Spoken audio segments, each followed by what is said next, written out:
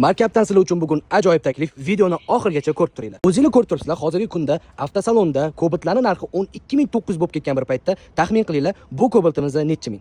Mashinani yondan ko'rinishi, orqa ko'rinishi, mashina tiniq holatda turibdi. Hech qanaqa ishi yo'q, mayda-chuda ishlargacha qilib qo'yilgan. Menimcha o'zingizlar tushundinglar, zapaska balon nima uchun bu yerda turganligidan. Sababi 49 talik propan tabletkasi ham bor.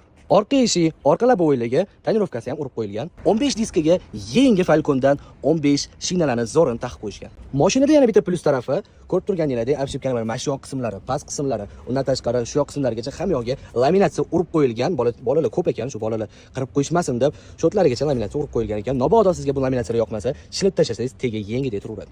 Sideniga chiroyli qilib chexollarni ham taqib qo'yishgan. Magnitofonlari ham bor. O'tkazib yuborishga hali shoshmay turinglar, chunki eng qiziq ma'lumotni men hali aytib o'tganim yo'q. Ko'rib turganingizdek, 3D poliklarni ham zo'rin taqib qo'yishgan. Hattoki bagajni knopkalargacha o'rnatib qo'yishgan.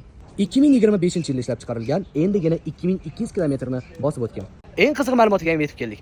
Mashina o'zimizdan nomizada. Bu degani GAIga ham, notariusga ham hech qanaqa rasxod qilib o'tirmaysiz. Ko'rib turganingizdek, propani ham bor, kichkina detaligacha hamma yoq haydashga tayyor qilib qo'yilgan. Kelib, markabdan xarid qilib ketishingiz uchun tan narxi bor yo'g'i 13400.